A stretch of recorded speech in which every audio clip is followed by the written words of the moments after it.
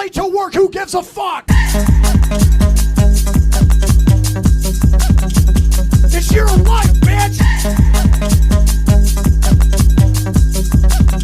Fuck you, boss, I'm late! I'm late, I'm late, I'm late, I'm late. What you gonna be doing about it? I said I'm late, I'm late, I'm late, I'm late, I'm late. You gonna fire me? There's no one else here, bitch. Late, I'm late, I'm late, I'm late, I'm late, I'm late. You gonna fire me? That's cute. Late, late, late, late, late, late. Ah.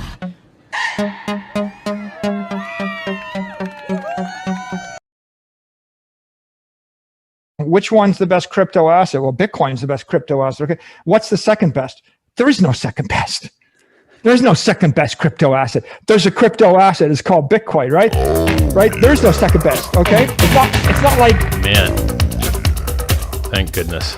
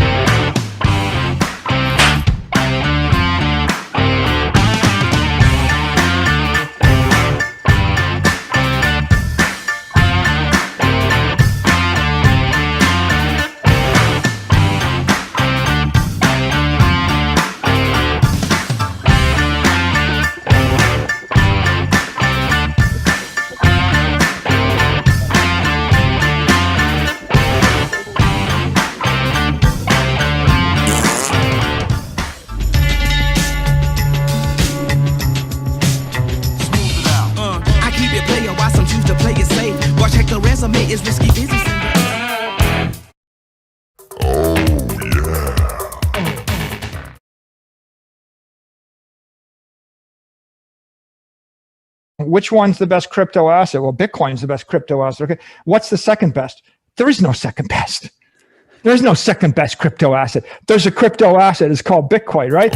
Right? There's no second best. Okay. It's not like, man. Thank goodness.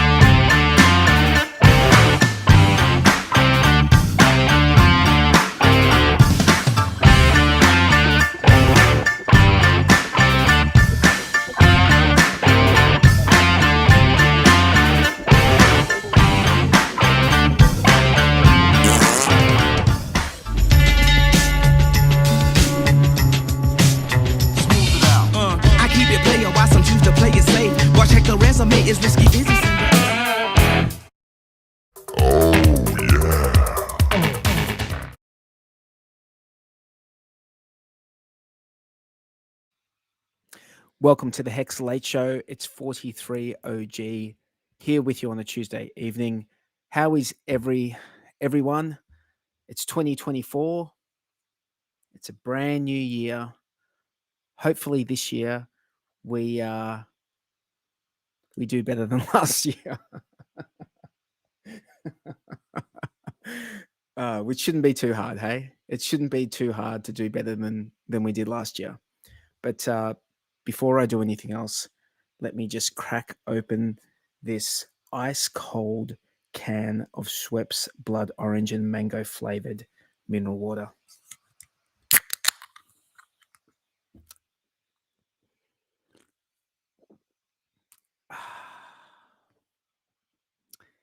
Hits the spot every time. All right, guys. I think I might be here by myself tonight, but that's all good. We've had a great week for Bitcoin. I think. I mean, let's have a look. What's Bitcoin doing? I heard some people, talking about it. What are we?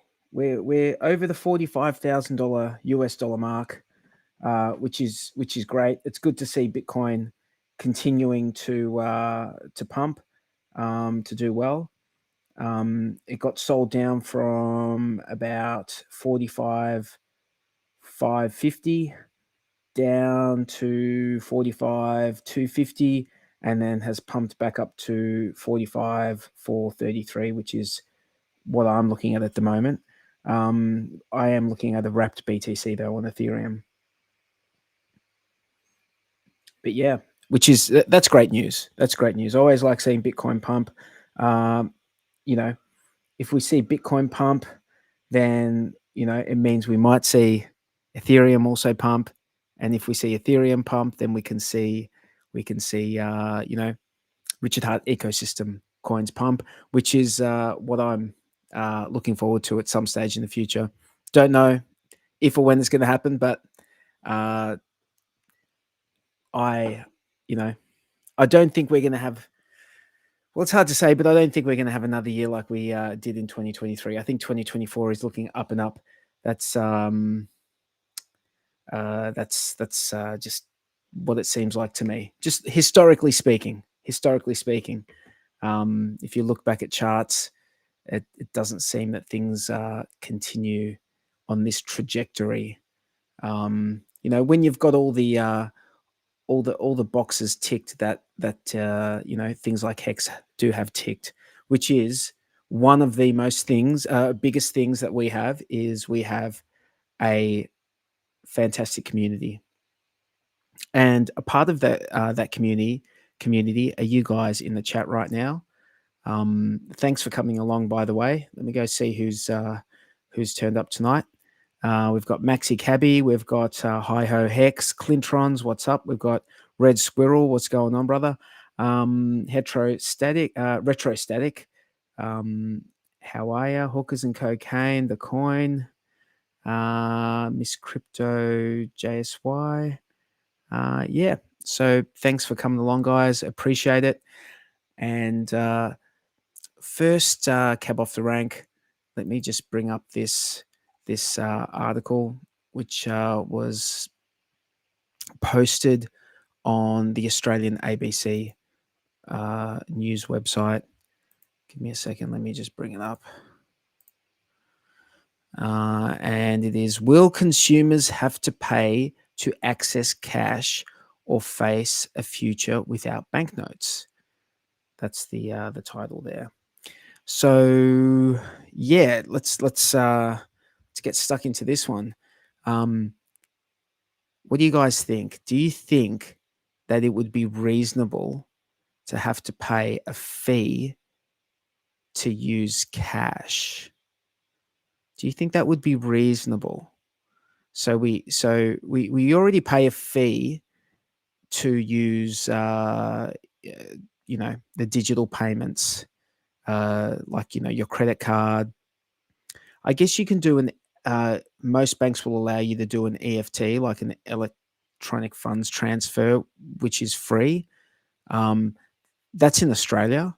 I know in other countries, like where I've had experience, I know in Italy, if you not even necessarily with a bank, but if you're with the post, there they have like a sort of a bank account that you can have at the post office, and every transaction that you do, electronic transaction, costs you, I think it's €1 or something to do a transaction, which is pretty steep if you ask me.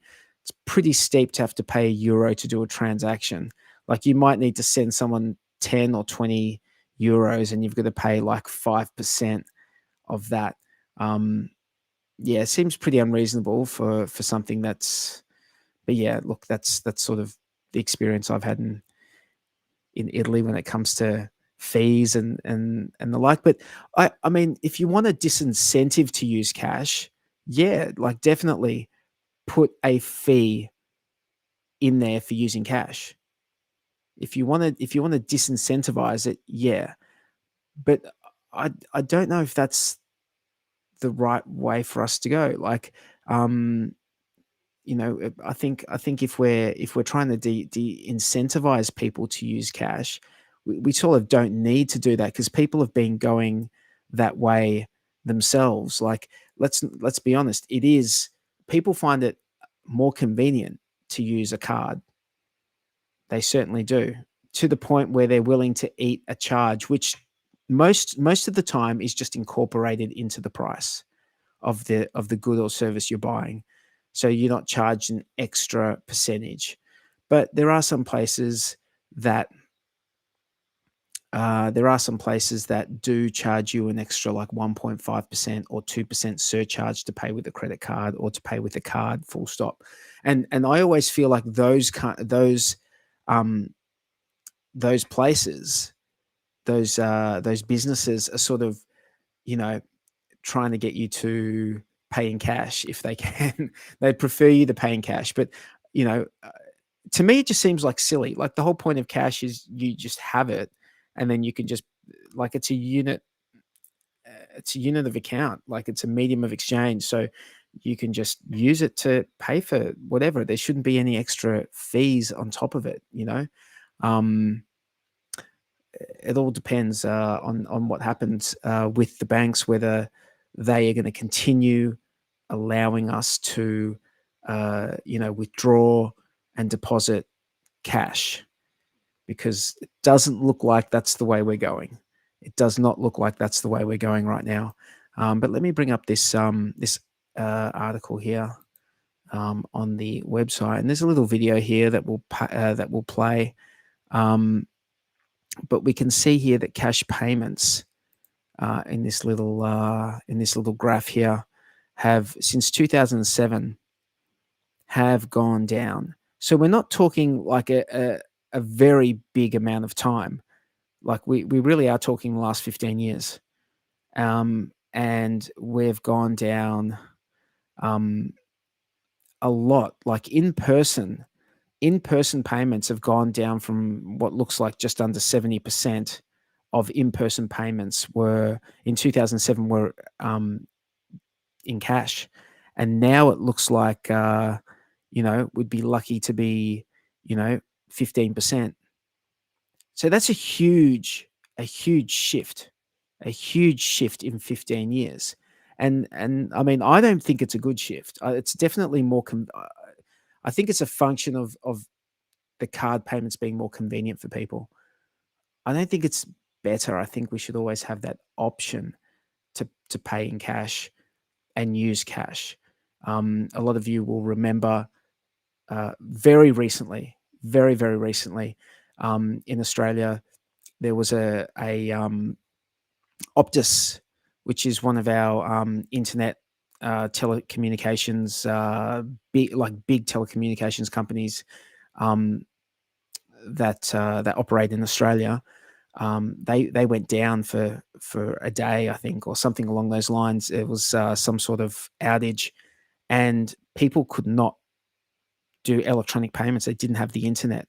Businesses didn't have the internet. They couldn't do electronic payments. It's a problem.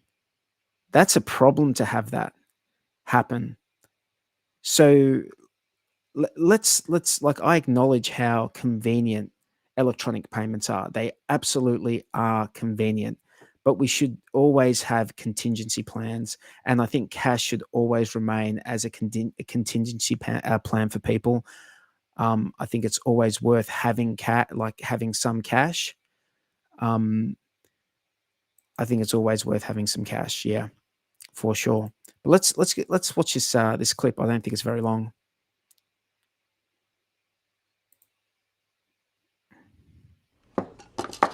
When Tony Lopato started his business Hang on a second. 36 Can you years guys hear ago, that? I can't nearly hear that. all Start that again. Oh, what's going on? Let me see. Could you guys hear that? That video when that was playing a second ago? Sound was fine. Okay. All right. Give me 1 second. I'm just going to see if I... All right. Let's try now. When Tony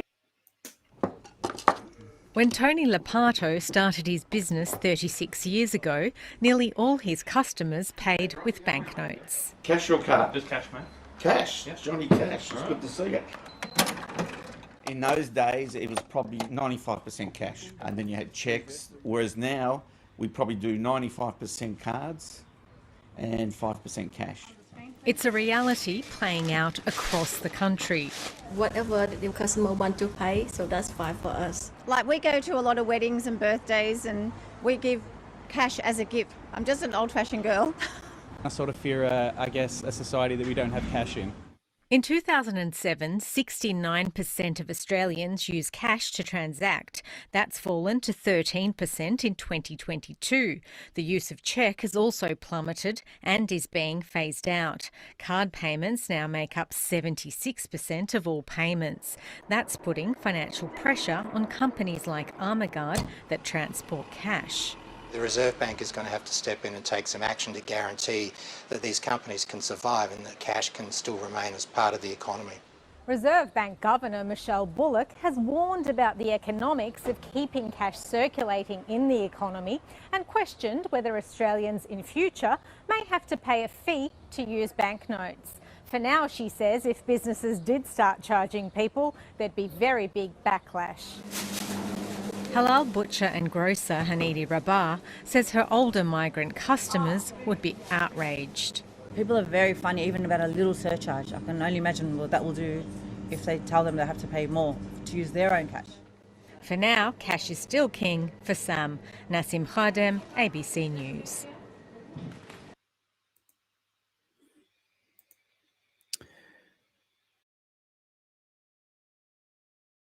Yeah, I think there would be a fair bit of backlash if there was some sort of surcharge for cash. How would that even work?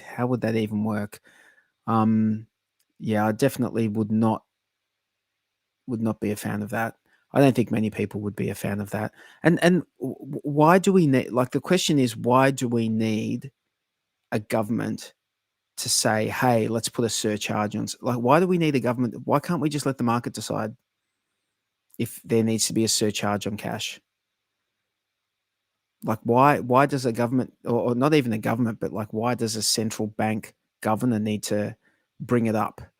You know, I'm a very cynical person when it comes to this sort of stuff, and I can't help but think that they are just trying to make the bed for a CBDC, for a central bank digital currency. And if cash is going to have a surcharge, well, you know, you've got your good old CBDC that's going to come in and be absolutely free to transact. And wouldn't that be fantastic for the implementation of a CBDC? But by the way, I'm not ideologically opposed to a CBDC. I don't mind there being a CBDC. The issue that I could potentially have with a CBDC is if they say, well, that's the only type of digital transaction that you know you're allowed to make. I'd have a problem with that, you know, because I think people should be able to, as long as they're not hurting anyone, as long as they're not doing anything to harm people or put people in danger, I don't see why. I don't see why. Hang on a second. Let me just see this. Sorry, guys. I'm just reading something while I'm talking, which is not something I'm good at, unfortunately. Okay. All right. What have I got next? I've got a clip from a gentleman on Twitter called Saint Onge. I think that's his name. I always play his clips because they're interesting and educational. So let me bring this up. Joe Biden and his pet central banker have teamed up to drain almost 1/4 of the average American's retirement account in just 2.5 short years, according to a new study by the Committee to Unleash Prosperity. That's enough to take the average American's IRA down by $30,000 in buying power. Having some technical difficulties tonight. Could you hear that guy talking or not?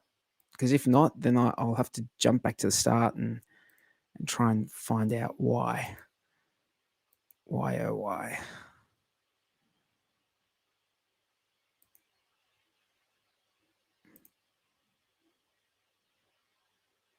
Let's try again.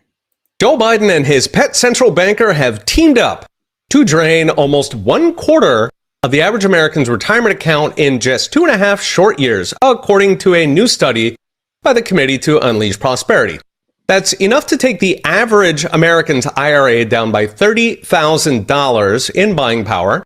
And it's enough to take a prudent retirement, say $800,000, which would provide a 40-a-year income, down by a cool $200,000. The study found the gap is large enough to delay millions of Americans' retirement for years. In fact, my friend EJ Antoni estimates up to a decade longer of work. So how did Brandon and Jerome manage to piss away 1/4 of the nation's retirement savings in less time than it takes to grow a fruit tree? Easy. Inflation followed by Jerome's panic interest rate hikes to swallow the spider to catch the fly. The panic hikes hit both stocks and bonds last year, which was a 1-2 punch that hits only once in a blue moon. That matters because stocks and bonds make up almost the entirety of Americans' retirement savings, and the bonds are supposed to hedge the stocks. So when one zigs, the other zags.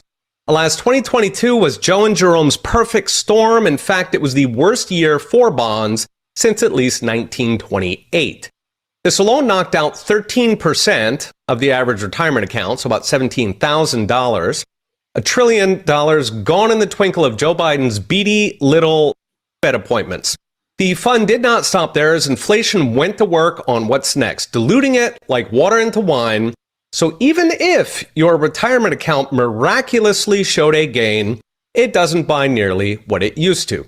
So inflation took out another $16,200 of the average retirement account, bringing the total savagery to $33,200, or about 25% of the starting balance on the average American's retirement.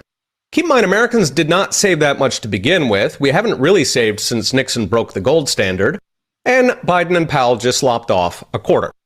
For those following along at home, Mr. Biden did inherit an economy that was poised to soar after the great COVID shot in the foot, and one with inflation crawling along at just 1.4%. And then he turned that into the fastest retirement drain in a generation. So what's next? Brought to you by Unchained.com. Even as our retirement savings melt away, a recent Senate analysis found that average Americans have to pay $11,400 more than when Biden took office. Again, coming from both inflation and from higher borrowing costs, thanks to those Fed hikes. To make ends meet, Americans are racking up record credit card debt, borrowing against their remaining retirement accounts, and buy now, pay later is soaring 14% on the year alone. Add in Washington's black hole of debt, up $2.5 trillion in just the past 6 months, and the entire economy is running on debt coming straight out of your retirement. A fresh episode of the podcast just dropped. Check it out at petersaintonge.com. Okay, we'll be watching. See you next time.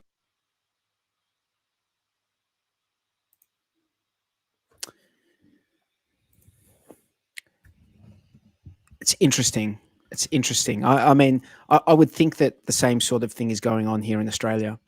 That our retirement funds are we're not making nearly as much on our retirement funds to make up for the inflation that's going on. So we're losing buying power. I think that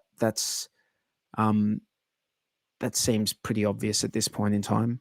After the last couple of years, I'm not sure if you guys realize when you go to the supermarket. I mean, how could you not? How could you not realize when you go to the supermarket, like how much more everything costs just in the last couple of years? It's pretty crazy. Pretty crazy. So, you know, this just getting back to this idea of putting a surcharge on cash, and then you've got you've got a central bank governor wanting to do something along these lines at some stage in the future. It doesn't seem like it's something they're going to do right now, or and you've got all this inflation going on. So it's just the average person out there who is getting slammed.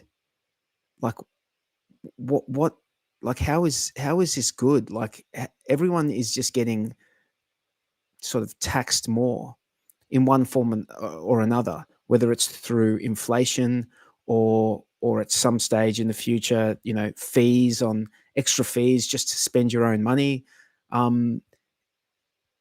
It just seems like it's just absurd. Like it's just more people. How are people able to, how are people going to be able to have families? How are people going to be able to have kids?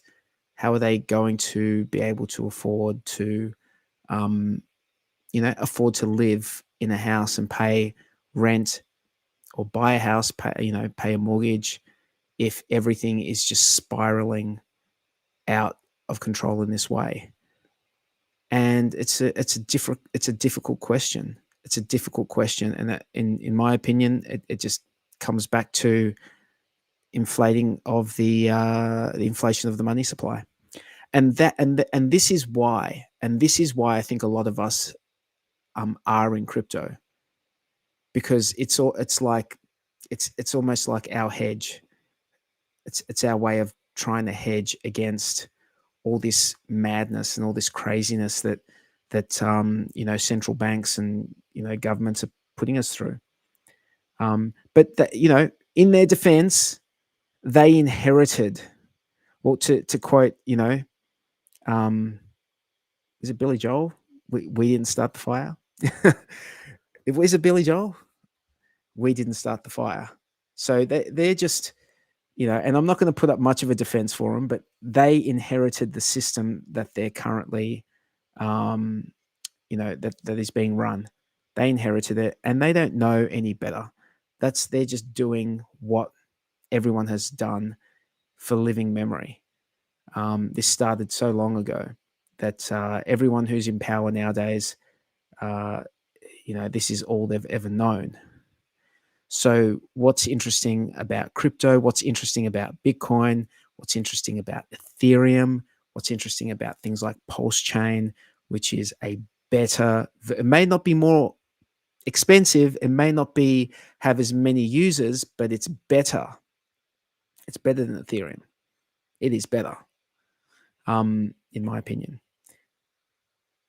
Hex, things like Hex, which are a way for you to, it's like the opposite of inflation, right? It's the opposite of what inflation does when you hold cash. When you hold cash, inflation is whittling away your buying power. And what's beautiful about Hex, it's the opposite of that. It's the exact opposite. When you hodl Hex, and when I say hodl, I mean really hodl it. And that's not just, sitting on your private keys and saying, I'm not going to spend anything. What I'm talking about is hard locking up your tokens for an amount of time. And the beauty of, and the reason it's the opposite of what holding cash is that when you lock up your Hex for, a period of time, you get paid the inflation in the system. So whatever new tokens are being created, you're getting your cut of that because you decided to lock up your tokens.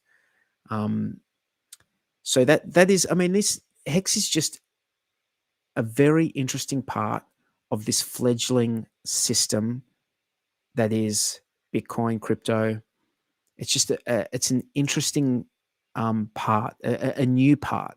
And when I say new, we've been here for 4 years. Hex has been here for 4 years. It's a contract that was launched, deployed on Ethereum over 4 years ago, and it's been running flawlessly for over 4 years, with no hacks, no bugs, no inflation bugs, nothing. Everything perfect, perfection. Cannot do better. And of course, you've got people who are going to sit there and sling mud and say this and that, say, look at the price performance, look at this, recently. And when I look at the chart, and I look at the last couple of years, and I do think to myself, look, it would be nice if we were,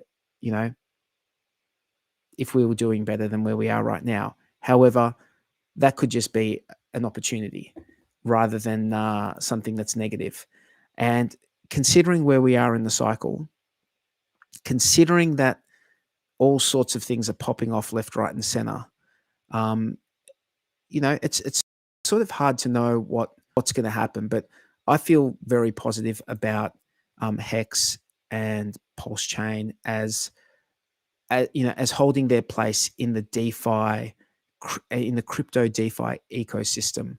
They hold a strong place because so many of the DeFi crypto, like so much of so many of the fundamental elements that you need to have a true crypto are what Hex and the PulseChain are made up of.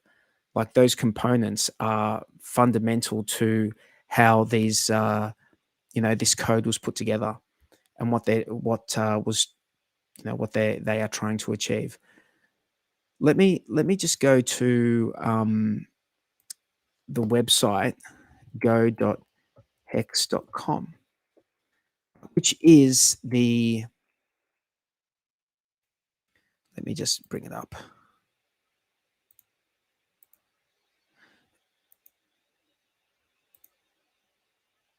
There we go.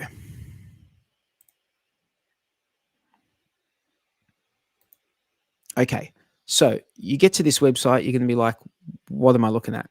Okay, well, what you're looking at is you can download an app here from Windows,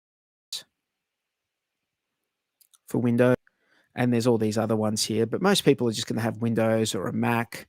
Some of you are going to have like Linux, but most of you are just going to be Windows or a Mac. And there's an app there that you can download and access the go.hex.com website.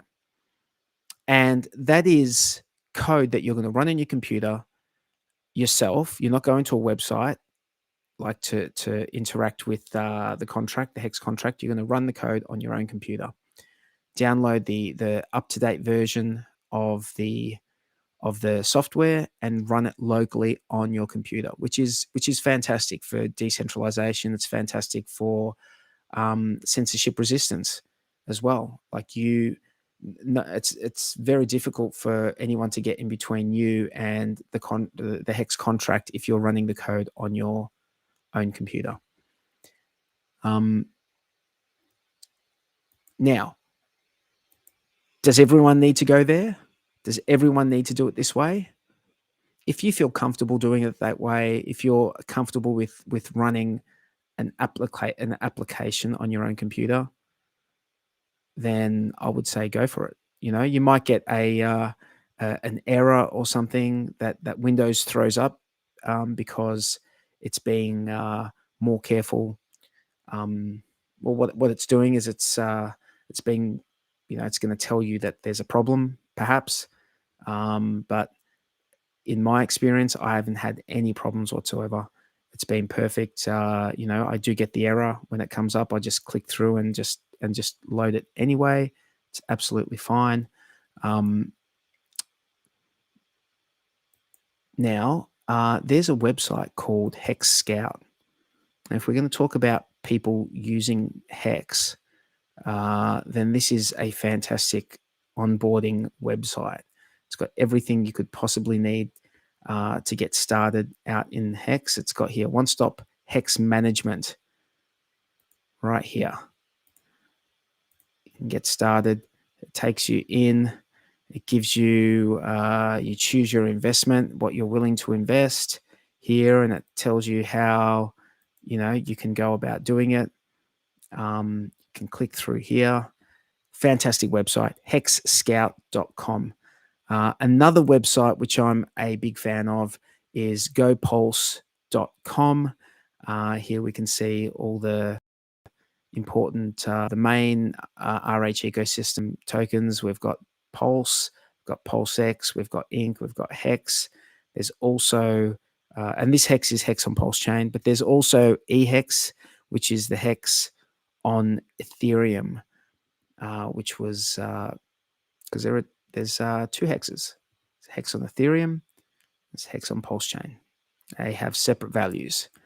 And what we have over here on this page is we've got a website called Dex Screener. And we have, this is Hex. I'm going to just show you, where are we?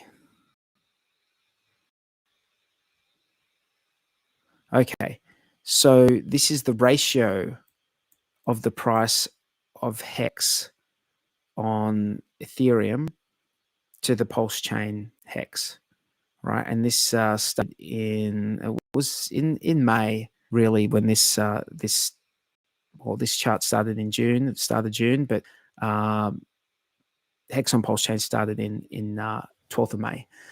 And what we can see is at times Hex on Ethereum has been worth as high as, I'm going to say on the daily candle, as high as 0.8 of a Pulse chain Hex.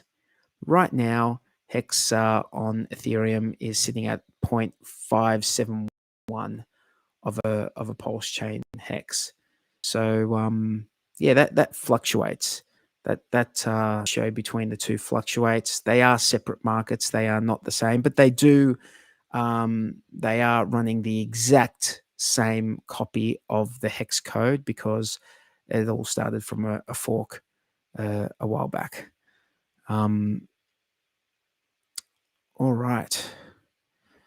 Yeah, so I should say Happy New Year to everyone.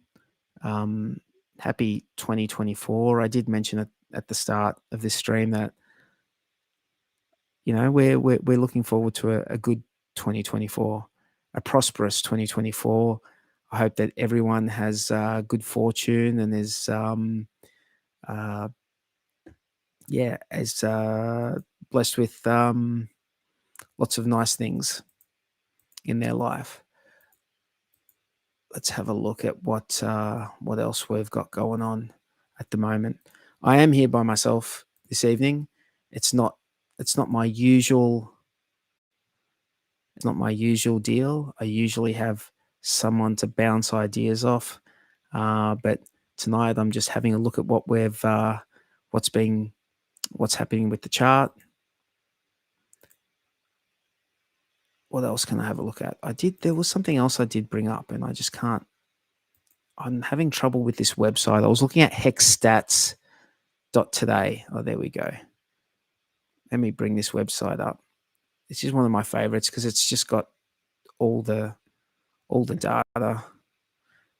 But for some reason, I have a bit of trouble bringing it up sometimes. It just doesn't load. Not exactly sure why. So, yeah.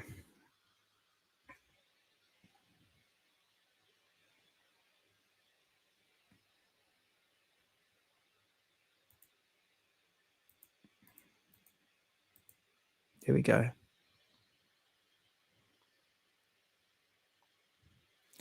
What are our daily payouts looking like at the moment? It's my favorite thing to look at on this one. Daily payouts. Yeah. We're in the high sixes, 6.7, 6.8, 6.7, 6.8, the odd 7. Nice. Yep. Nice. I like it. And I never know on this website, is this PulseChain? I never know on this website which one I'm looking at. Which one am I looking at here? Is this Hex on Ethereum or Hex on PulseChain? I always have to go back and look back to. So this one must be Hex on Ethereum because it goes past back before May.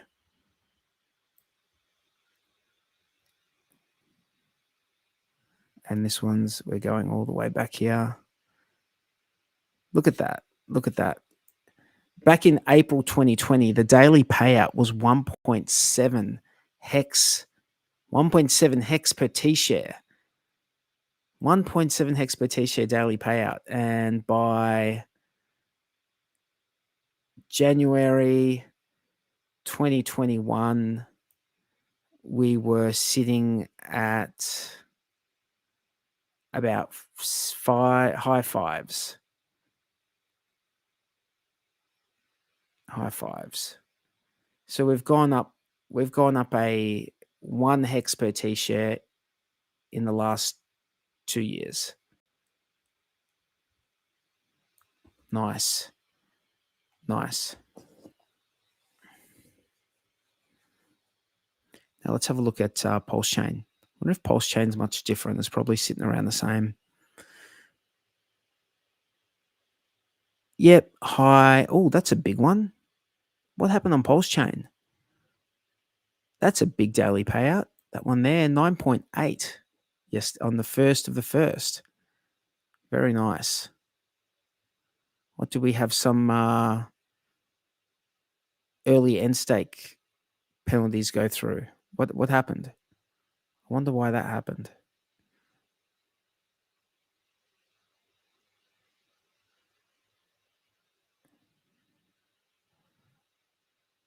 But that's high sixes as well for PulseChain. Very nice. Very nice. All right, I think I've got Sammy here. Sorry. Let me bring. Okay. Are you there, Sammy? Hey Dave, how are ya? Hey everybody. I'm good. Happy New Year. Happy New Year. Did you have a good time? Do anything? Yeah, I was in bed by 9:30.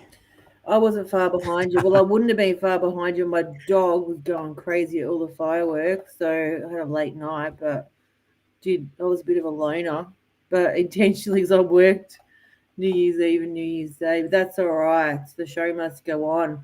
Other than that, The show must go on. Yes. How's things, Dave? You having a break off work? I'm still, as you know, I'm self-employed, so yes, I am having a break, but it's not like we're not going away, we're not doing anything, we're sort of chilling out, spending time with the kids. We've been brushing up on our basketball, been brushing up on our Mario Kart skills. We got some extra controllers, so now we're Awesome. playing the four-player Mario Kart. Lots of fun in my household at the moment. I'm spending. We're trying to toilet train one of our kids, and the others we're trying to get them to pick up after themselves more than they currently do. Mm-hmm. So that's on all fronts. It's just that constant reminding of stuff. Yeah. So you know how it is. You know how it is. Yeah, not easy to do, but it's great you're having a break. And how's about Bitcoin? Hey, Bitcoin's going crazy. Bitcoin pumping 45K, 45,500. Yeah, 45. I don't know, 45,700 was it the last time I looked? Yeah, 7. Oh, really? Yeah, it was 45,711 the last time I looked. Go Pulse. Sorry, I was going to say go PulseChain, but go Bitcoin. Yeah. I was cheering Bitcoin along earlier on in the stream. Yeah, I'm very, very happy to see Bitcoin doing well. It usually means that everything's going well. Excuse me. Yeah, it's great. And I guess it's that Bitcoin ETF thing that what they say around the 6th, they're going to get an answer for the approval. So, yeah. You know what? I've heard that. Do you know, there are two things that I take with a grain of salt. It's this ETF approval, and it's when Mt. Gox coins, like when Mt. Gox is going to finally pay out all its all the creditors. Yeah. Yeah. Yeah, look, I absolutely agree. I think this Bitcoin pump anyway is going to be a bit of a buy the rumor, sell the news, because, you know, I mean, even if it's approved, they still have to actually create the contracts and, you know, actually start them. You don't think that they'll be ready to go with it? You don't I think there'll think be they'd be pretty close too, but they'd still have to do some finalisation and get it all sorted out before they, you know, it won't just be approval and then bang, it's out the next day. I think I agree with you that it's a sort of a buy the rumor, sell the news type thing, because, I mean, I don't know how far down it would go, but I wouldn't be surprised. It wouldn't surprise me if there was a little bit of a, you know, and especially with the Mt. Gox stuff. Like, I think people are starting to get paid out. I heard through somewhere. I don't even know Just where the I heard it. Japanese people. Did you hear that? Yeah, I Is that heard what? just Japanese people in yen are getting paid out.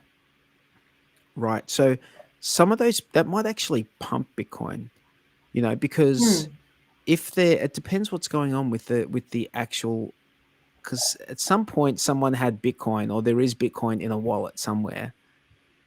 So the question is, are they going to sell that Bitcoin? What are they going to do with that original Bitcoin that's from Mt. Gox? And what are the people going to do with the yen that they get from that Bitcoin? And are they going to buy their Bitcoin back? And is one going to offset the other? You know, what's going to happen with that? That's an interesting question. I don't think this is such a unique situation. I'm not even sure that there's any way that it would just be a guess for everyone. The only people that could know are the people who actually hold the keys of the Bitcoin and are getting the yen. You know, they're the only people that could possibly know that. Yeah, I do also know that everyone's getting ripped off. We had a stream with Crypto Clads did a stream with Adam Stokes on the weekend, and Hodpool came as well. It was a lot of fun.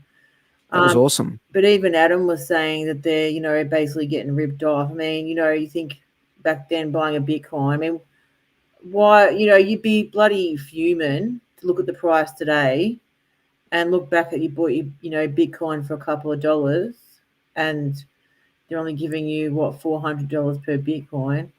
Man, I'd be fuming, wouldn't you? Yeah, absolutely. Are they really only giving them $400 per Bitcoin? Yeah, well, Are you that's what it was. serious? That's what I heard a rumor ages ago. I don't know if it's still that or what. Maybe It it's couldn't less than possibly that. be that, could it? It couldn't possibly be that they're doing that. I don't know. But They couldn't possibly be doing that. It'd be good That to is find out how much they're actually getting per Bitcoin. I can't imagine how it could be justified in any way, shape, or form that they are getting only $400 per. Like, I'm not sure. We need to check that. We need to fact check that. So if you know, if anyone knows in the chat, let us know. Let us know. I wouldn't mind Googling that quickly. Yeah. So you're just working at the moment. Yeah, just working through. Nothing really exciting going on. But it was really great to meet Adam on the weekend, because I started off. Adam Stokes was one of the first guys that I watched when I first got into crypto, and I've also had a lot of respect for the guy. So it was really good to finally meet him. You know. Adam is fantastic. I mean, he's very consistent with his streaming. He's really articulate. I love his the way he goes on these rants about freedom, about how crypto this is a revolution. I love that saying, how he always says this saying where he's like, you come for the mad gains and the Lambos, but you stay for the revolution. So I love that true. saying. It is all it's very good. And I think about, I think that he's probably in my mind probably the best voice that we have in crypto in Australia. I think like he is the probably the best. I know he's not the most popular because he's like, he's very sort of, he's not high. He's not a hypey FOMO type crypto guy like like a lot of the very popular guys are out there. But he's he keeps very it so real. Like he does the gold and the silver markets, and he gives a broad take on it. And he's very down to earth. He's got a lot of common sense. And he's made a lot of money, so he's my kind of guy. But yeah, that was a lot of fun. Talking crypto with him, talking ETFs with him, talking about good on Claz for putting that together. And she's so good. Yeah, she and like I thanked her for asking that question as well, because I last time we streamed I had a question that I was hoping that she would ask Adam.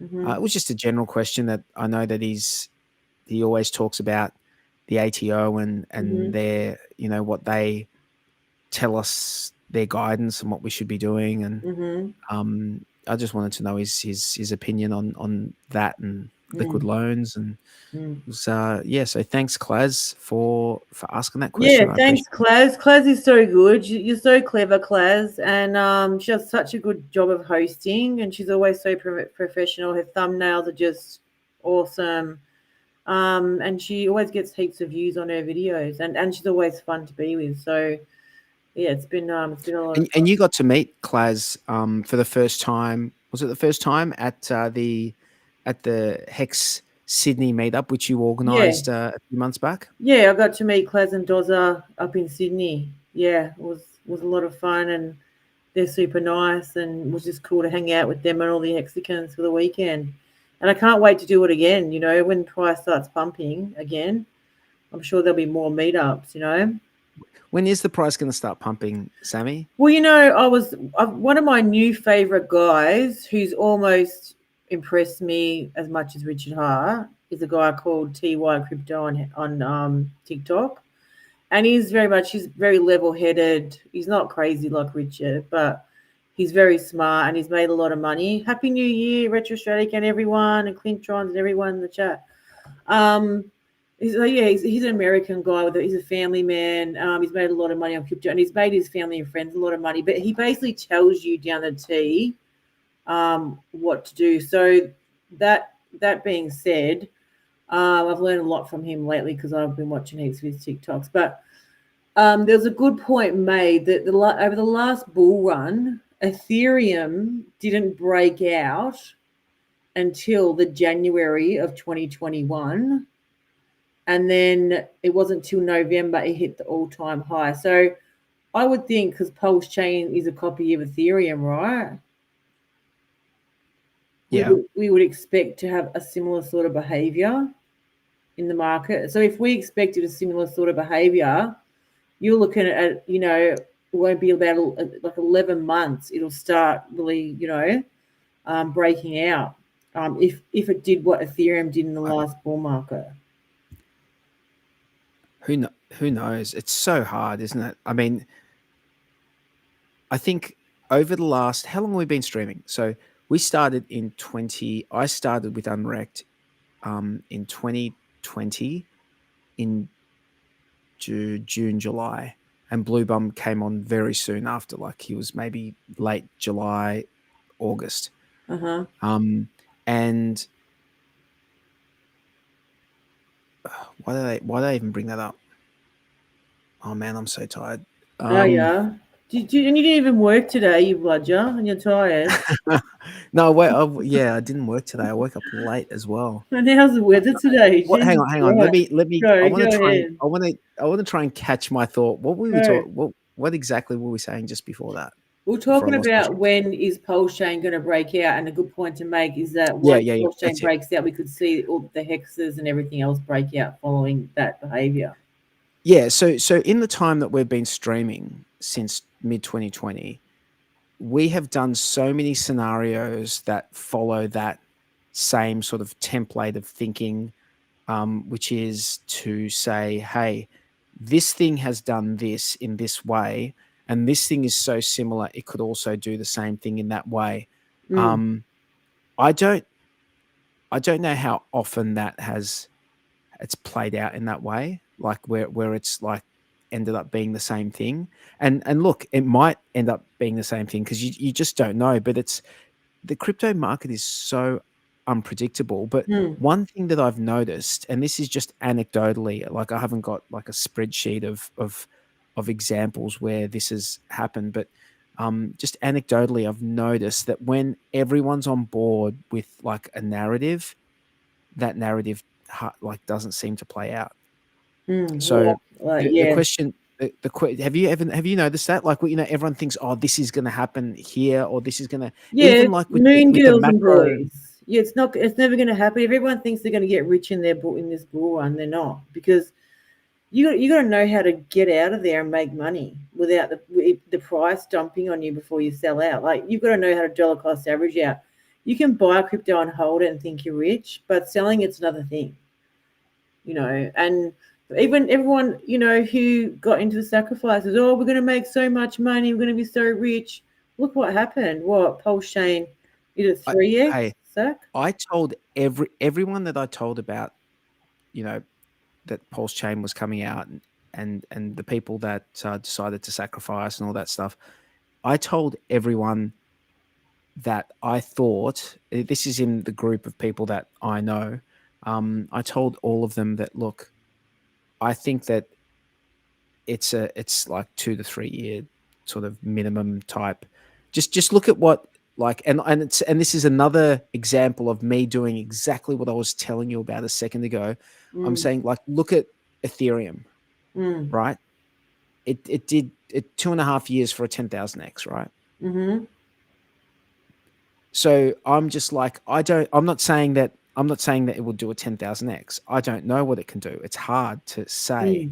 But what I do think is that there was too much. I had the feeling that there was so much expectation in such like a short thing. It's like people talking about, oh yeah, it's going to immediately do a 20x. Well, everyone's paying attention to the same thing. If the whole community thinks, oh, it's immediately going to do a 20x or a 50x or a 100x immediately, it can't, because not everyone can just sell it at 100. Do you know what I mean? So for me, it was always like a longer term proposition, and it's always a speculative thing, because you don't know. But these things are, buy the rumor, sell the news. And the fact that everyone had these expectations of the launch, but then there was issues. There was issues with the bridge getting blocked. There was issues with people not being able to get their hands on PulseChain. So, maybe if those things had been different, prices would have been different, because we didn't really see any major pumps at all. But, we can't go back to the past. We can only learn from that, and we can keep building. And, that's the thing, for this bull run, we need to have our bridges in place. We need to have our forces in place. We need people to be educated on how they can get in and get out. If they want to make that was that was pretty early on. I think now there's a few other options out there for getting. You don't have to use a bridge. Like, you can do, like, there's cross-chain swap options out there. And the bridge is just, if you want to use the bridge, you can use the bridge. The official, in quotation marks, bridge, but really it's all just code, and anyone can run different code or use different code to do whatever they like. You want to cross-chain swap in over bridging, like maybe you don't want to bridge, maybe you just want to cross-chain swap in and just swap your Ethereum into Pulse and then just have Pulse turn up in an account on PulseChain. Maybe that's what you want to do. Interestingly, on, I think it's the Go Pulse people are actually giving people free, some free Pulse if they bridge in. If you bridge in, let's say you want to bridge in some wrapped, some Ethereum. So you bridge it in and you get wrapped Ethereum on PulseChain. You will, I believe that they're actually giving people who don't have Pulse in their account some like 10,000 Pulse for free, just so they've got enough to so they've got enough to transact. Yeah. To do so, then you can go and turn that wrapped Ethereum. You can go Into like swap PulseChain. that into Pulse, like into the native Pulse Yeah, token. you can now. You can do that anything. now. But that's another thing. I think Richard Hart was quite impressed with that function that has been added or built into the ecosystem. It is impressive. You know, I don't know who's funding it, but it is impressive. Well, do they not have a swap feature? They might be funding it through their just through any fees that they've accrued. Oh, that could be true. You know? That could be true as well. Another thing I wanted to add is about Ethereum breaking out before it hit the all-time high in November. Hex sort of broke out not long before that, because at the end of that year of 2020, remember we hit the Pulse. Remember Hex hit a penny. It was around Christmas time, and Hexo had that stream, and he was laughing his head off. Everyone was like, you know, woohoo! You know, we're all so happy. When was this? Which one was this? When Hex broke out and hit 1 cent on the Christmas time, remember, of 2020. Oh, yep. Yeah, you know, we're looking at, and that's the first time. I mean, Godwell was the first big buy-in that moved price, and then from there, I mean, it was very jittery sideways type of stuff, and then it just climbed, sort of broke out towards the end of the year. So, you know, 12 months? What time we hit all-time high in September? 9 months. It was a good 20, wasn't it like 20 months or 22 months? Because we launched in November of 2000. Well, this is Hex launched in November of 2019, and then all-time highs were August, September of 2021. So that's 21 to 22 months. Yeah. So just under 2 years, like 3 months under 2 years. Well, that's how long it could take PulseChain to, you know, to do that. Yeah. And how? And that would be, I think that, and it all depends because there's cycles as well. There's a cycle as well. There's the cycles as well. So the crypto cycles, and there's the US election cycles, and then there's the money printing cycles. There's all these cycles, and then there's the big war machine cycle. Oh, well, if that was true about Pulse, it took 22 months to break out. It should be early 2025 or the first quarter of 2025, shouldn't it? If my head calculation was right, if it played out the same. I think that's a question that the whole community is asking. And wall-to-wall TV has got a good point. Difference is this time everyone just expects the 100 to 1000x, you know, because Richard Hart did what he said. He delivered on Hex. Now everyone just thinks, yeah, Richard Hart, he's going to deliver on Hex. But there is a lot of odds against Hex and the PulseChain. But, you know, it was funny, and I had to laugh when Richard Hart brought the video out, and he absolutely laughed when he said, you know, I think Solana's a security, but that's pumping. You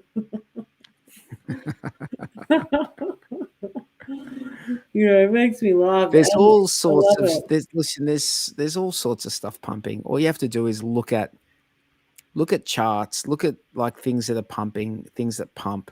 It's like there's no rhyme or reason to why things are pumping. Like there's probably an underlying reason, but if you're just looking at it, anything can be pumping. Like you can just have anything. Everything is pumping, bro. Like, you know, I do other coins now, and they've been pumperooning. And I'm actually going to save some dry powder for when Bitcoin dumps back down. If it dumps back down, I'm going to buy some more. You know, I'm going to keep dollar cost averaging in for the next 12 months, a minimum, until we start that breakout. And then if it's acceptable, I'll keep buying when we break out. But yeah, next 12 months, yeah, for sure. Yep.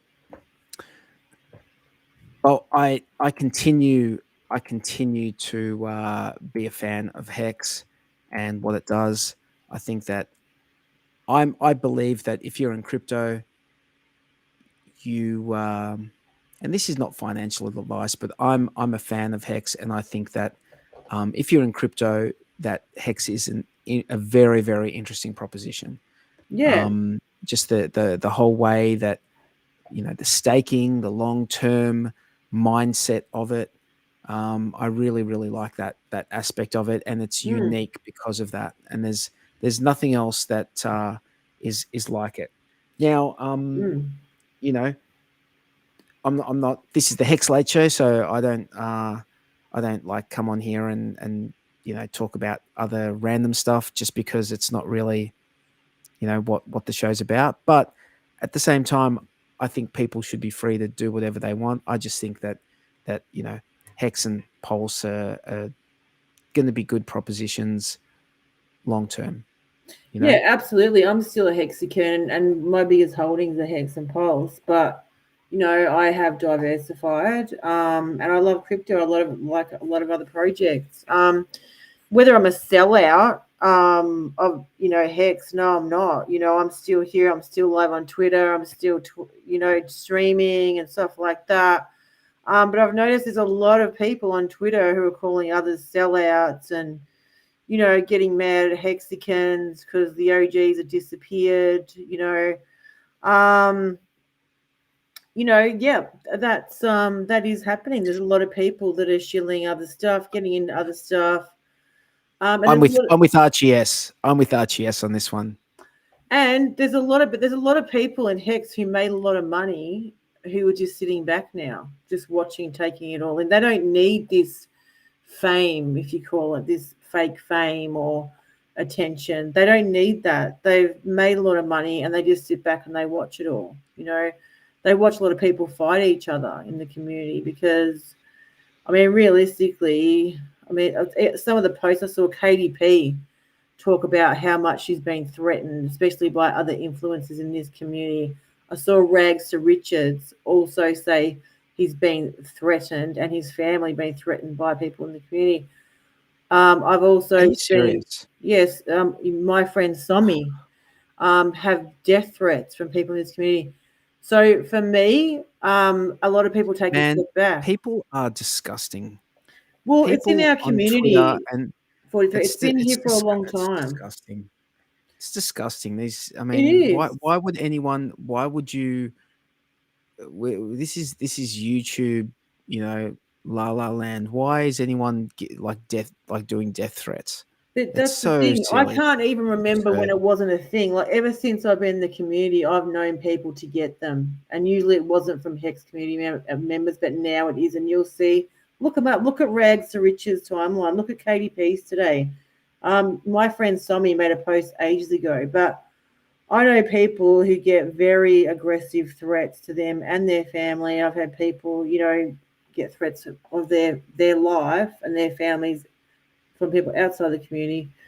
So, you know, a lot of people do take a step back because if you do get popular on Twitter or YouTube, you know, you are a target. You can become a target for trolls, and it's not very nice when people target you, threaten you, talk shit about. We're very lucky on this show. We've never had any problems with being too popular. No, but it's a fun, small, quiet show. You know, we don't need all that bullshit to go with it because we have fun talking about crypto. All our followers, you know, that come to every week are awesome, and we can just be ourselves. You know, we don't need that fake bullshit. Yeah. Yep. IP19's right. The thing that has kept me a part of, and regardless of what happens with this, you know, somewhat unpopular stream that we do every week, no matter what happens with this, I'll always be a part of, you know, I'll always be a hexagon and a part of this community because I've made some good friends. People who I would say, you know, Sammy, you're one of my good friends. You Yeah. know, from crypto, like you're like one of my good crypto Yeah, same mates. with you, 43. And I would say that about like everyone in our little like chat group there, and there's people all over the shop who, you know, and I'm not someone who spends that much time chatting with people on these apps, but I have jumped on the phone with people before, and I'll chat to people for like an hour, like, you know, once every 2 years. Yeah. And it all comes out in that 1 hour, you know, it comes out in that 1 hour. But I've made, you know, I see the community from my perspective as a positive, you know, aside from what you know, all the negative stuff. There's always going to be assholes. There's always assholes. You're right. Like, you know, if you go out on a night out, there's always some assholes around, no matter what. And you know, it's just, you're going to find them in any cross section of you know, the population. Yeah, and I think that's what it is. Absolutely. And Dave, 43, I wanted to say you're also one of my mates, and you know, really enjoy always chatting to you guys. And you know, so I've got all you guys, I've got all my gal pals, you know, from all around the world, and we're having a meeting this weekend, so I'm really looking forward to that because I haven't spoken to them. But you know, they're cool chicks like you guys, and all you guys are super smart, and I learned so much from all you guys and my chick Mexican friends. And we all loved crypto. That's the main thing. We've all got something in common. That's what's the main thing. And if you can ignore the haters, and still do what you want to do and make money, then who cares about the haters? Just ignore them, blow them off. You know? I agree. Just ignore that element. Block people if you need to. There's no reason to have like that negative energy going swirling around in your life, because that like, just get rid of, just block them. Like those people in real life, you would not hang around people that treated you or spoke to you in that way. You would just like, no. And look at the comments and all, you know, some of our chat in real life. Can I just say, in real life, and I can only say this, I don't know how like women are to each other. I know that in some circumstances they can sometimes get a little bit bitchy in certain environments, but usually from what I've noticed, everyone's pretty cordial and everyone's pretty nice to each other. And that's what I experience when I'm in person with people. Everyone's very nice. So it's very odd that when there's no repercussion, well, it's not odd, it sort of stands to reason that when there's no repercussions, the assholes will take advantage of that and be assholes, right? So I just take it with a grain of salt. Just don't spend too much time on those, you know, pondering over it. Those people are assholes, potentially mentally ill, and they're the people that you should block and not have anything to do with. Because, you know, I started talking about crypto on stream with people because I enjoy talking about crypto and learning about stuff, and talking to people about it. And I couldn't find that anywhere else in my, you know, existing group of people that I talk to. No one was interested in, you know, I would always be the guy who was banging on about something that no one was bloody interested about. And we can talk about crypto here, and everyone is happy to talk about it. Yeah, absolutely. And crypto is my life. You know, we're going to have another bull run. You know, come hell or high water, we're having another bull run. So anyone thinking that we're not, just stop thinking that, because I'm telling you right now, we're going to have another bull run. And Well, we are in a bull run. We're in a well, bull run. I'm talking hyperbull, more likely hyperbull. So we're going to see everything go up. So chances Like, are we're It going to doesn't see. feel like we're in a bull run. No, it doesn't. From the perspective of Hex and PulseChain, it No. doesn't feel like we're in a bull run because everyone's down from their sacrifice Yeah. amounts. However, Bitcoin and Ethereum are definitely in a bull run. Like, they're definitely, like, you look at the prices and you're like, okay, well, Bitcoin is 3x the price of what it was, like, whenever, when it was at 15 grand. So it's 3x its price. Even Ethereum is, what did it get down to? Maybe 800. So even Ethereum's like maybe 3x its price. That's a bull run. Now, altcoins, things that aren't Bitcoin and Ethereum have different paths to their pumps, but it's hard to know. I mean, there's no way to really know. No, there's no way to know. Did you see that link I posted in our chat during the week? I'm not sure if anyone really paid any attention to it because it was sort of a long GitLab link. No, I didn't. You didn't see that? I'm just trying to find it. Just give me a second. All right, I'm gonna get some of my popcorn.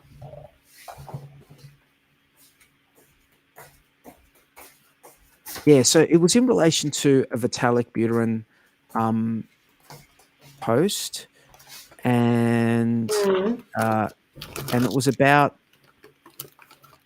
the thing that he posted about just the roadmap for Ethereum. And one of the interesting things that came up was this a protocol called Nocturne. Did you hear about that?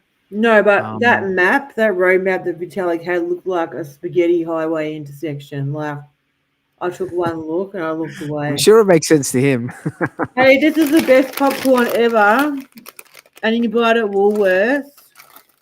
It's called What is that, popcorn? Natural. What is it? Popcorn, sweet and buttery. It's really yummy. It's only 104 calories per serve, which I think is about 20 grams.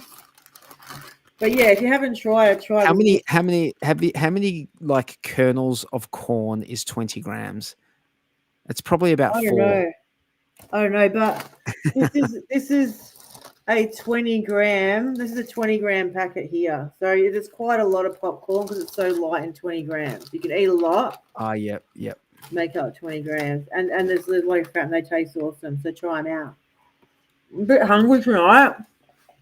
All those thunderstorms. Oh my God, did you hear them? 43? Yeah. I did. Hail, thunder. My power It's cut full out. on. So the thing that I'm talking about is this thing called Nocturne, which is a privacy protocol that they're talking about. Yeah, it's a privacy. So remember Tornado? Remember that thing that got banned called Tornado Cash? Yeah. So this is sort of like a new version of that, but it has some extra features built into it, which would allow people to be able to prove ownership of things, like in a trustless way, that doesn't give away all the data or doesn't give away everything. It's an interesting. I had to read through it. It's an interesting ideas, and I don't think it's up and running yet, or it might be in like beta or just an initial phase. But it is definitely. I don't think anyone likes the idea of sending Ethereum from one or any crypto from one address to another, and then people being able to look back into your address and know what's in there. Like the privacy side of that is, that's there's no privacy in that. So these protocols are extremely useful from that respect. You want to be able to send funds, or funds can't, like, be able to send funds to an account or an address, and people not be able to look back into your account. Or alternatively, you want to be able to give people an address to send funds to, and it's going to be a clean address. So yeah, but what do you think the difference between having that feature and using Tornado Cash? Like, how would it compare? Can it even compare? Yeah, it will be. They're different. I mean, the original, from memory, the original Tornado Cash would just like obfuscate your transaction by keeping it in a pool of, when I say keeping the pool of other transactions which were the same amount. And then, so it was just hard to know which ones. It was like just a mixing pool type thing, right?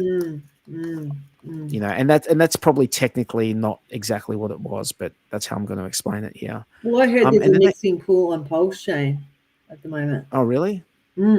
Coming, or is there? They're already used. Oh, really? Yeah. What is it?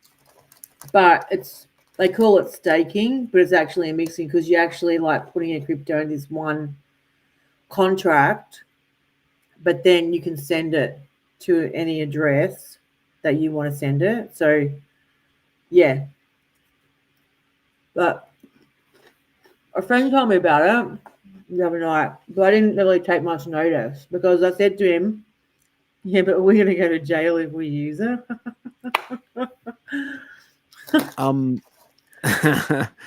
I don't. Yeah, I don't. I think it all depends on what's happening with it. I mean, if you're like, so if you need to receive a payment from someone, I think it's reasonable to not want to divulge, what other crypto you have in your account. I think that's a reasonable thing to want. And you can ask them to send it to a fresh account, and then you can send it to an exchange, and then you can send it out of the exchange, and they won't know. From that point on, they're not going to know, right? Well, this is something that we need. If this CBDC comes in, we need something like that. We need to protect ourselves with something like that, because really, it's our money. It's going to be exploited with a CBDC or something similar. So we need things like. I think it's just a question of I think it's just a question of like just basic pride. You don't walk around the streets with your wallet open, or a printout of your bank statement, just walking past people showing them. Or when you go to the butcher, around with your pants down. That's what it's like. Well, I mean, it depends. It depends where and when, but for the most part, no. There are times where it is called for. When you go to the butcher to buy like some sausages or whatever, you don't go down there and show them your bank statement. Oh yeah, by the way, this is what I have in my account. Yeah. But why don't you do that? Well, if it doesn't matter, if you've got nothing to hide, why don't you do that? Well, I mean, it's no one's business. No one's business. It's no one's business. It's your business, right? Exactly. It's not. Why don't I do that? You got because that's the argument, right? The argument, a lot of people, well, if you got nothing to hide, then what's the problem? Yeah. It's like, well, it's just no one's business. Exactly. It's simple as that. It's as simple as that. It's no one's business. So. Yeah, I think that is always a welcome thing. So this Nocturne protocol, I'm keeping my eye on that. It's not on PulseChain. Maybe it could get deployed on PulseChain. Like maybe, I don't know. Yeah. So yeah, I think that's it. So yeah. What do you got planned next few days, Sammy? Working? No, I just work tomorrow. Then I got my weekend, my 3-day weekend, which I love. And I got a meeting with Lindsay, the Hexagon, and I might see Clads there too, which will be fun. But yeah, nothing really crypto coming. I'm just watching this ETF news. You know, I want to see what's happening, you know, what comes out, and I want to look at price. I want to see what's going on with price and what price does, and if it's going to pump, if it's going to dump, you know, and if it dumps, I'm going to buy more. And it'll be interesting to see what, you know, what Pulse does. You know, will it move? Will it just crab claw? What's the rationale behind, like, just I want to delve in a little bit. What's the rationale behind buying BTC over Hex? Well, for me, Bitcoin is like the big kahuna, the big daddy, and will always be the superior coin. You know, it's not going to make you a lot of money, but its behavior dictates the rest of the market. So as you said before, you know, seeing a healthy Bitcoin and healthy Bitcoin movement shows you that the whole crypto market is generally healthy and in growth along with Bitcoin. So yeah, that's what it means. I mean, I'll always like Bitcoin. If it wasn't for Bitcoin, we wouldn't be here.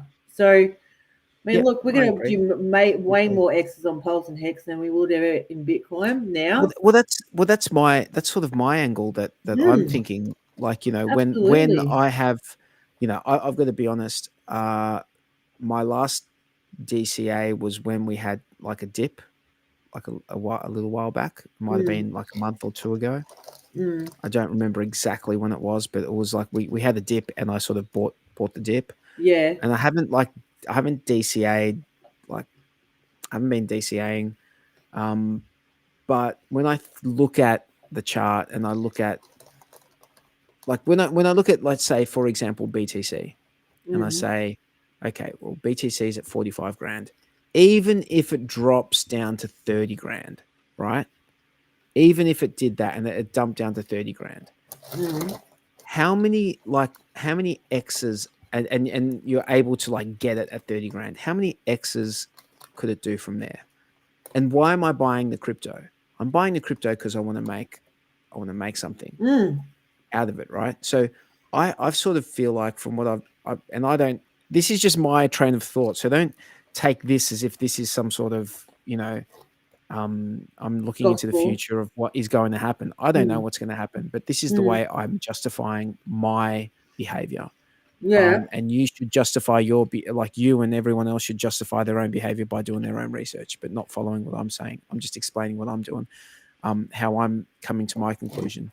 And that is by saying that I don't think that Bitcoin would probably do more than like a 5x from that price. Like I can't see Bitcoin going much past 150 if it did even get up that high.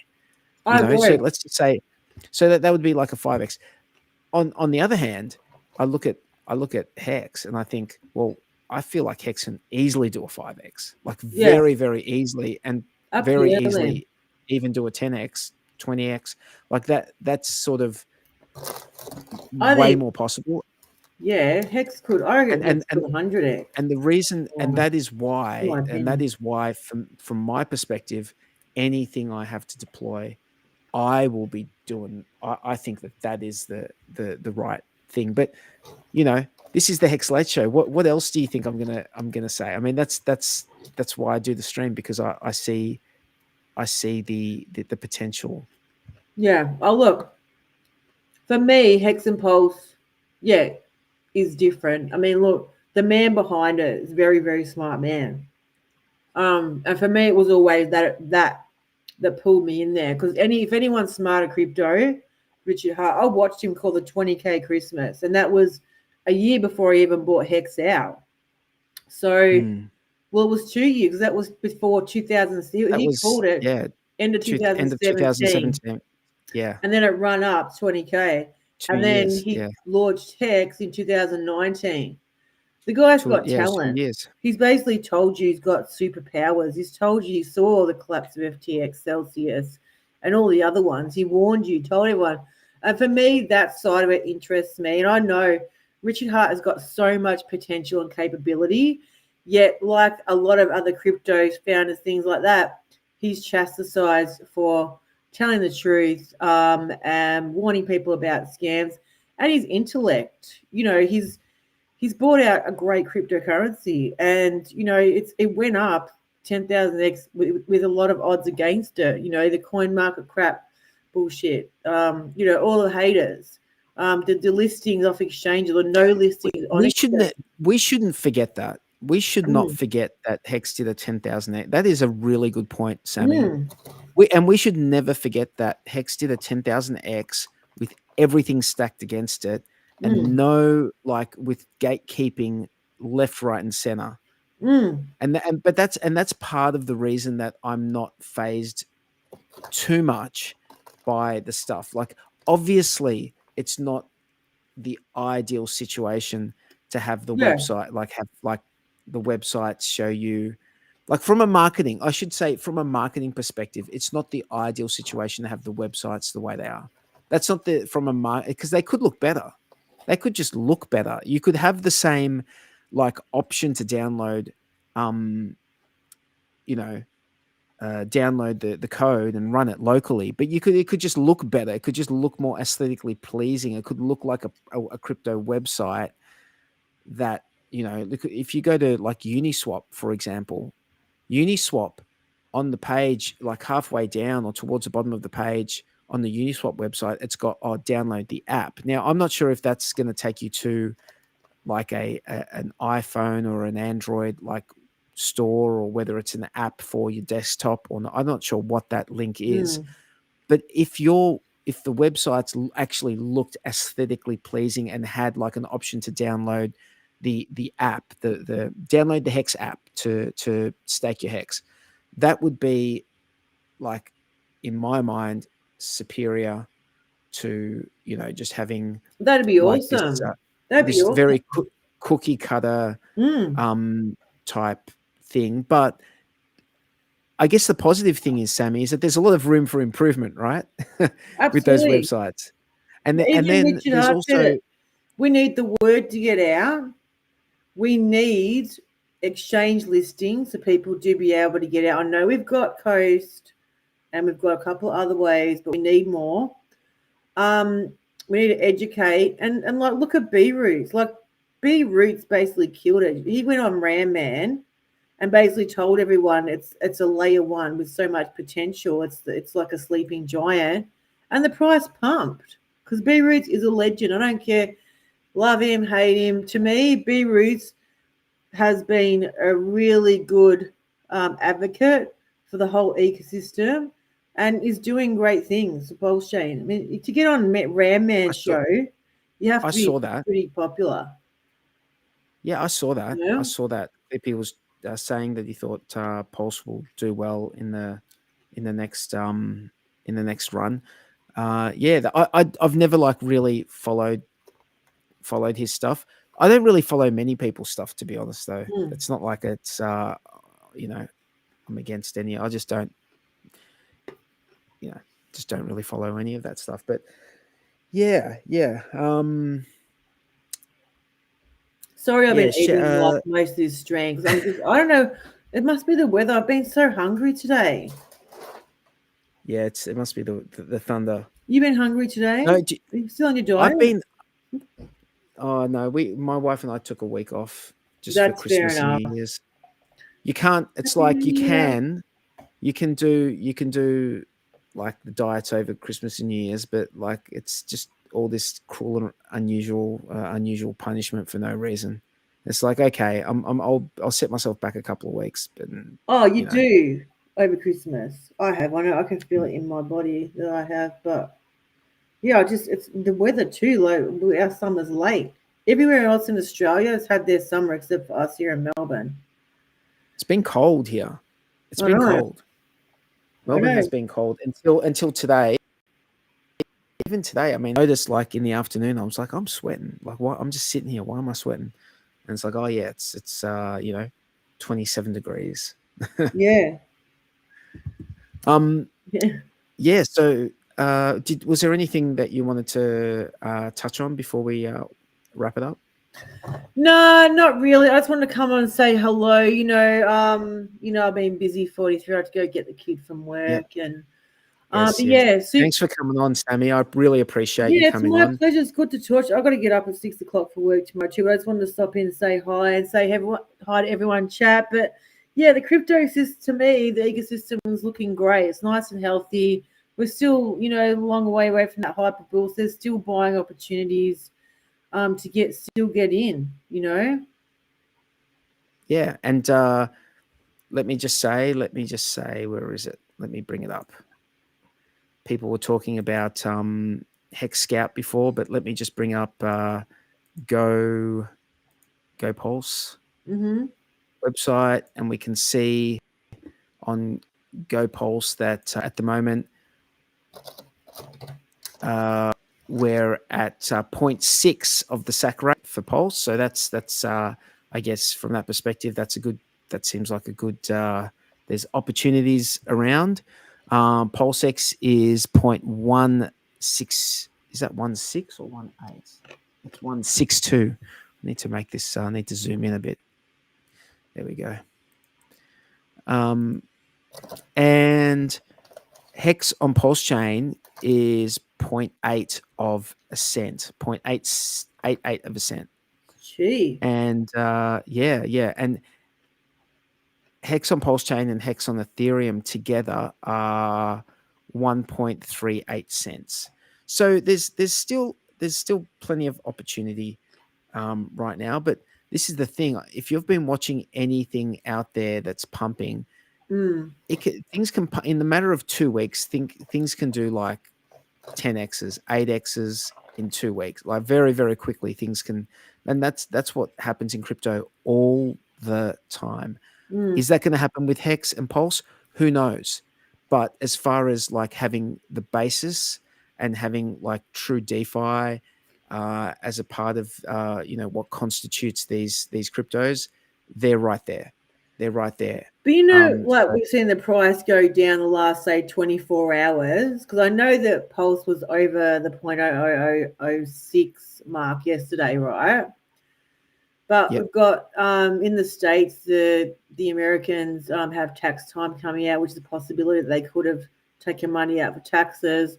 We've also got the Ethereum Bitcoin sides pumping, which maybe they could take some money over that to buy the rumor and sell the news on that chain. Then we might see some money come back into this system after that. Well, that might be why Bitcoin is pumping, because that strategy that you're talking about, their tax time ends at the end of December. They, some people will sell at the end of December and then rebuy at the start of the financial year. Yeah. So yeah, which is different for us because we're our end of our financial year is in June. Yeah. So a bit different for us. But anyway, look, Sammy, thank you so much for coming on. I appreciate you coming on. Thanks for having me. And big thank you to everyone in the chat. Once again, I want to just shout out Crypto Class for that stream that you guys did together with Adam Stokes. That was awesome. I appreciate it. Appreciate what the question you asked as well. And shout out to everyone in the chat. Thanks for coming along. We'll see you next time. See you, chat. See you, everyone.